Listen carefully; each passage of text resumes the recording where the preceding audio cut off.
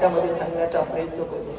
जेव्हा सिद्धी जोहरने त्या पन्हाळा गडाला वेढा टाकला, वेढ्यात टाकल्याबरोबर म्हणजे फेब्रुवारी मध्ये तो वेढा टाकला आणि तो वेढा तो उठवत नव्हता. छत्रपती शिवाजी महाराज त्या पन्हाळ्याला अडकून बसले होते.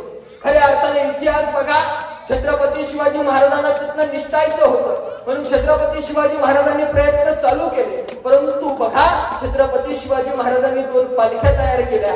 एकामध्ये स्वतः बसले आणि दुसऱ्या पालखीमध्ये शिवाकाशीतला बोलवलं. शिवाकाशीत कोण हो? एक न्हावी समाजाचा. छत्रपती शिवाजी महाराजांनी सर्व जाती धर्मांना सोबत घेतलं आणि स्वराज्य खऱ्या अर्थानं उभं केलं. बघा, तो शिवाकाशीत आला, त्या शिवाकाशीत तो हुबेहूब छत्रपती शिवाजी महाराजांसारखा दिसायचा. म्हणजे छत्रपती शिवाजी महाराजांसारखी त्याची दाढी होती, छत्रपती शिवाजी महाराजांसारखा त्याचा पोशाख होता. खऱ्या अर्थानं छत्रपती शिवाजी महाराजांसारखा विचार सुद्धा त्याने आत्मसात केलेला होता. छत्रपती शिवाजी महाराज काय आहे बघा, एक ऊर्जा काय आहे. ज्या वेळेस त्या शिवाकाशीतला बोलावणं धरलं ना, जेव्हा शिवाकाशीतला बोलावणं धरलं तेव्हा त्याची आई एका झोपडीमध्ये बसली.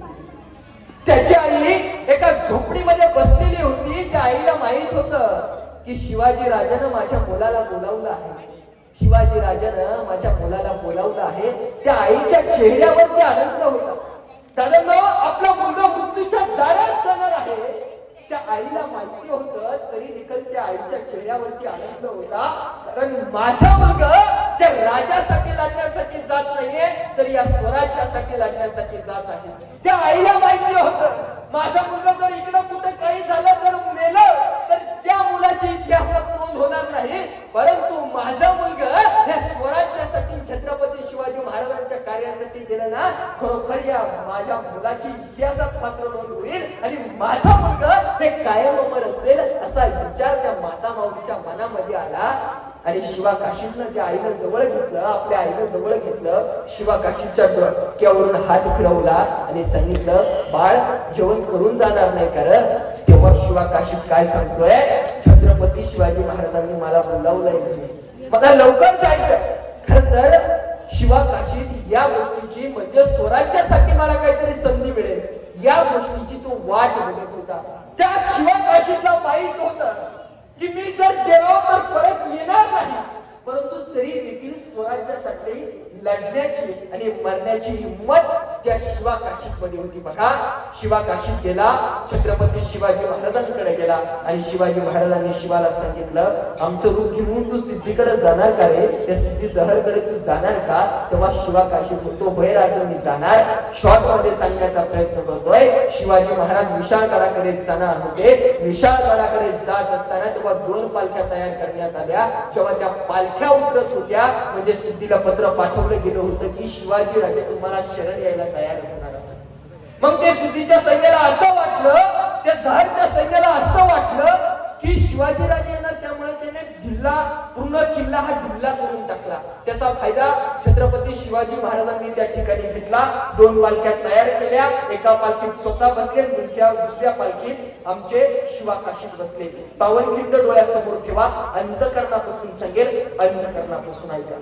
दादांनो, 2 पालख्या तयार झाल्या आणि ज्या वेळेस छत्रपती शिवाजी महाराज विशाळगडाकडे जात होते तेव्हा दादांनो काय परिस्थिती होती. ती रात्र काळोख्याची होती हो, ती रात्र जंगलातून यायची होती आणि दादांनो ती आपल्या पावलांचा आवाज हा सैन्याला पोहोचू नये, त्या सिद्धी जहारला पोहोचू नये यासाठी दादांनो छत्रपती शिवाजी महाराजांच्या मावळ्यांनी आपल्या पायामध्ये चप्पल घातली नाही हो, चप्पल घातली नाही.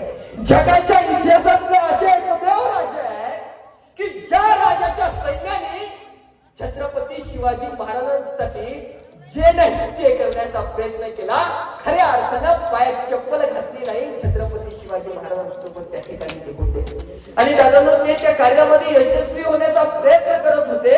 आणि काही काळातच ते सैन्य म्हणजे जिथं सैन्य कमी होतं तिथून जाण्याचा त्यांनी प्रयत्न केला. बहिर्जी नाईकांनी ती संधी सोडली नव्हती. बहिर्जी नाईकांनी तो रस्ता त्या ठिकाणी शोधलेला होता. बहिर्जी नाईक खूप हुशार होते. खऱ्या अर्थानं स्वराज्यासाठी त्यांचं नाव खूप मोठ्या प्रमाणात घेतलं जातं.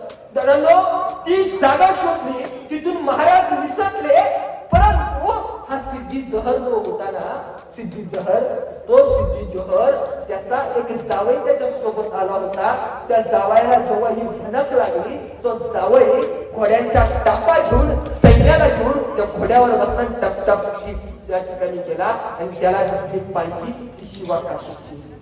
त्याला इतका आनंद झाला की म्हणे शिवाजी राजा पळून जात होता आणि आपण त्याला घेऊन चाललोय म्हणे. त्याला खूप आनंद झाला, खूप आनंद झाला त्या सिद्धी जोहरचा त्या जावयाला. म्हणजे सासरा बी आला होता आणि जावई बी आला होता शिवाजी महाराजांना गिळंकृत करण्यासाठी. परंतु बघा, शिवा काशीला त्यानं घेतलं आणि गेले ते सिद्धी जहरकडे घेऊन, सिद्धी जहरकडे घेऊन गेले. आणि सिद्धी जहरला मोठा आनंद झाला की शिवाजी राजे माझ्या समोर आले. आणि खऱ्या अर्थानं बघा, त्यावेळेस फाजल खान देते त्या ठिकाणी आला, अफजल खानाचा पुत्र फाजल खान त्या ठिकाणी आला. त्याचे डोळे त्याने बघितलं होतं की त्याच्या बापाच्या वेळेस, अफजलाच्या वेळेस त्याने बघितलं होतं छत्रपती शिवाजी महाराजांना की म्हणे की हे शिवाजी होऊ शकत नाही, कारण कृष्णाजी भास्करांच्या तलवारीचा, त्यांची जी तलवार होती तेव्हा मस्तकावर त्यांचा वार त्या ठिकाणी झालेला होता. हे जर खरे शिवाजी असतील तर खऱ्या अर्थानं 5 मिनिटात संपवतो. खऱ्या अर्थानं तेव्हा दादांनो समजलं, तो जितो पाणी केला त्यावर मस्तकावर वाराची खून नव्हती. त्यावेळेस सिद्धीला राग आला. सिद्धी जहरने काय केलं, शमशेर काढली, शिवाच्या गर्दनेवर ठेवली आणि सांगितलं, आणि सांग रे बाबा, सांग का करताय हो कसं. त्यावेळेस त्या सिद्धी जहरला खूप छान उत्तर दिलं आमच्या शिवा काशींना. म्हणे मी जन्माला तरी शिवा काशीत म्हणून आलो असतो, परंतु या स्वराज्यासाठी, छत्रपती शिवाजी महाराजांसाठी, आणि छत्रपती शिवाजी महाराज नावाने म्हणतोय. खऱ्या अर्थाने हे भाग्य माझं आहे. ती ताकद त्याच्या शब्दामध्ये होती. खऱ्या अर्थानं त्याच्या वागण्याच्या प्रवृत्तीला खऱ्या अर्थानं आम्हाला तेजस्विता म्हणावी लागेल. त्या सिद्धी जोहरने शिवा काशीतला मारलं हो, आणि शिवाजी महाराज तिथनं निसटले. खऱ्या अर्थाने इतिहासामध्ये त्याची